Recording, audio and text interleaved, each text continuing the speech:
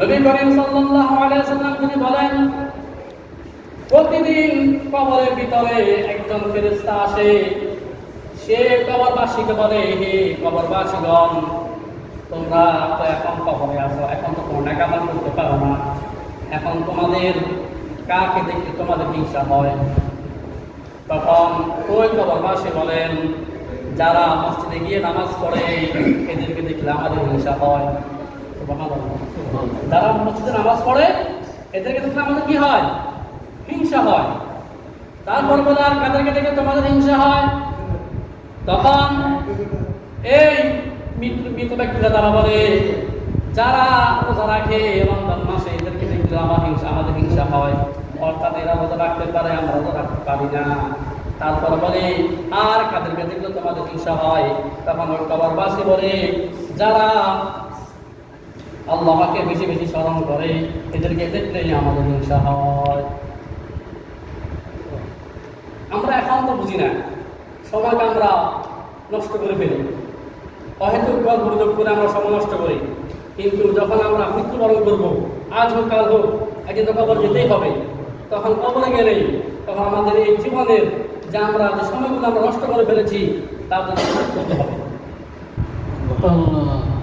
শুধু তাই নয়, নবী করিম সাল্লাল্লাহু আলাইহি ওয়াসাল্লাম বলেন, যারা জান্নাতে প্রবেশ করবে জান্নাতবাসীও তারা দুনিয়া যে সময়টা তারা জিকির করে নাই, তারা ওই সময়টাও ওখানে জান্নাতের বসে তারা আফসোস করবে, আমি কেন এই সময়টা জিকির করতাম না।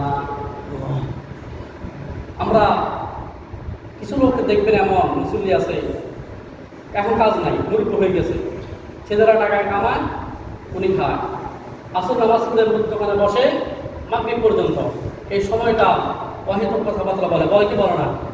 আবার মাগরিব নামাজ পড়ে আসে, আবার আসা পর্যন্ত, আবার আসা পড়ে আসে রাতে 9-10টা পর্যন্ত, তখন টেলিভিশন দেখবে অথবা হয়তো গল্প করবে, ঠিক কিনা? কিন্তু এই সবার জন্য সেই কবরে এবং হাসরে সে আফসোস করবে। নবী করিম আল্লাহ তাআলা মহান রব্বুল আলামিন তিনি বলেন, আলা বিযিকরিল্লাহি তাতমাইন্নুল কুলুব, যারা জিকির করে তার অন্তরটা সবসময় প্রশান্ত থাকে, সবসময় আনন্দ থাকে, পেরেশান তাকে কাজ করে না। আমাদের পেরেশান আছে না নাই? অতদিন শরীর নিয়ে পেরেশানি, অথবা ছেলে মেয়ে নিয়ে পেরেশানি, অথবা নিজের স্ত্রী নিয়ে পেরেশানি, অথবা পারিবারিক বিষয় নিয়ে পেরেশানি, অথবা আপনার সামাজিক কোনো বিষয় নিয়ে পেরেশানি আছে কি নাই? আছে। কিন্তু আল্লাহ তাআলা বলেন, যারা জিকির করে তাদের সকল পেরেশান তাদের থাকে না। সকল পেরেশান তাদের কি থাকে না। নবী করিম সাল্লাল্লাহু আলাইহি ওয়াসাল্লাম তিনি বলেন, যে ব্যক্তি মাত্র একবার ইখলাসের সহিত বলবে সুবহানাল্লাহ, মাত্র একবার বলবে ইখলাসের সহিত, যদি একবার সুবহানাল্লাহ বলে, তাহলে আল্লাহ নবী বলেন আসমানের সাত আসমানের দরজাগুলো খুলে যায়। সুবহানাল্লাহ। শুধু তাই নয়, এই সুবহানাল্লাহটা আরশ পর্যন্ত পৌঁছে যায়। সুবহানাল্লাহ।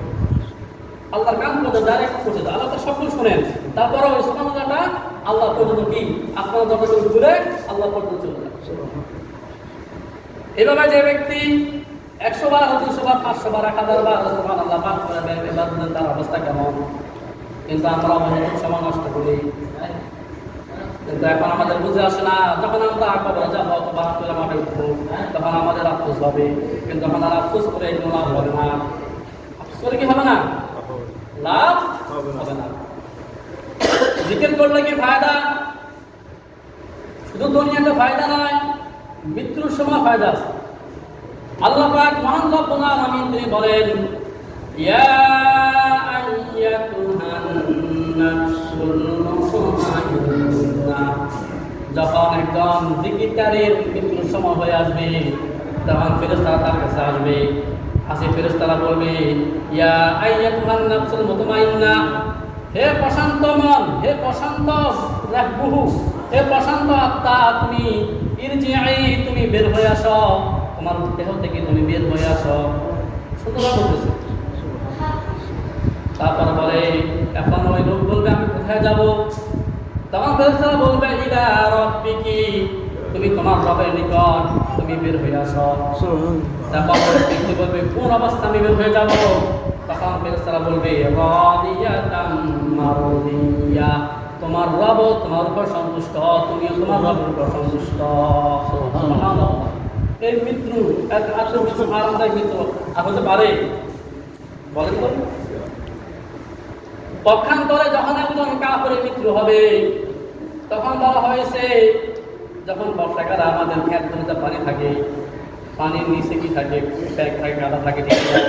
ওই কাদার নিচে দেখবে এটাকে কি বলে? ক্যামেরাতে বলে ক্যামেরা ক্যামেরা ক্যামেরা করতে যেতে থাকে ক্যামেরা।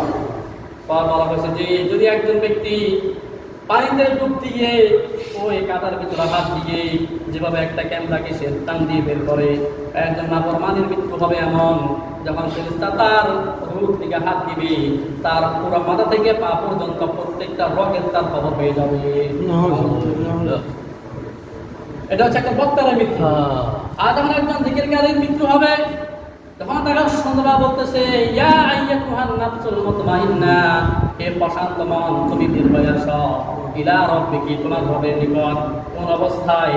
রাদিয়াতাম মারদিয়া, তোমার রব তোমার প্রতি সন্তুষ্ট, তুমিও তোমার রবের প্রতি সন্তুষ্ট। সুবহানাল্লাহ। তারপর যখন তার রূহটাকে বের করে নেওয়া হবে তখন আল্লাহ পাক রব্বুল আলামিন তাকে বলবে ফাদখুলি ফি ইবাদি ওয়াদখুলি জান্নাতি, ফাদখুলি ফি ইবাদি, তুমি আমার নেককার বান্দাদের অন্তর্ভুক্ত হয়ে যাও। ওয়াদখুলি জান্নাতি, এবং তুমি আমার জান্নাতে প্রবেশ করো। সুবহানাল্লাহ। এটা কাদের? তারা জিকির করে। তারা কি করে? জিকির করে। এখন থেকে আমরা একটা মুহূর্ত আমরা জিকির ছাড়া থাকবো না, চেষ্টা করবো আমি জিকির করবো। অন্তত যদি আমি রাত্রে শুবার আগে 100 বার সুবহানাল্লাহ, 100 বার আলহামদুলিল্লাহ, 100 বার লা ইলাহা ইল্লাল্লাহ, 100 বার লা হাওলা ওয়ালা কুওয়াতা ইল্লা বিল্লাহ, 100 বার দরুদ শরীফ আল্লাহুম্মা সাল্লি আলা মুহাম্মাদ, যে আমি অন্তত এই আমলগুলো করে আমি ঘুমাই, আস্তে আস্তে দেখবেন আপনার জিকিরের প্রতি মহব্বত হয়ে যাবে। সুবহানাল্লাহ। দেখবেন যে ব্যক্তি যে কাজ করে করতে করতে ওই কাজ আপনার মহব্বত হয়ে যায়, ঠিক কিনা? যারা টেলিভিশন দেখে দেখবেন সে কিন্তু মজা পায়, নয়তো সে দেখতো না, ঠিক কিনা? যে ঘন্টার পর ঘন্টা এসে অবৈধ টেলিভিশন করে সেও কিন্তু মজা পায়। আর যে ব্যক্তি তাহাজ্জুদ নামাজ পড়ে সে কিন্তু কি পায়? মজা পায়। যে কোরআন তেলাওয়াত করে সেও কি পায়? মজা পায়। যে নামাজ পড়ে সেও কি পায়? মজা পায়। কিন্তু এখন আমরা আল্লাহ দোয়া করব, ভাই আল্লাহ আপনি আমাদেরকে নেক কাজের প্রতি আমাদের মহব্বত তৈরি করে দেন।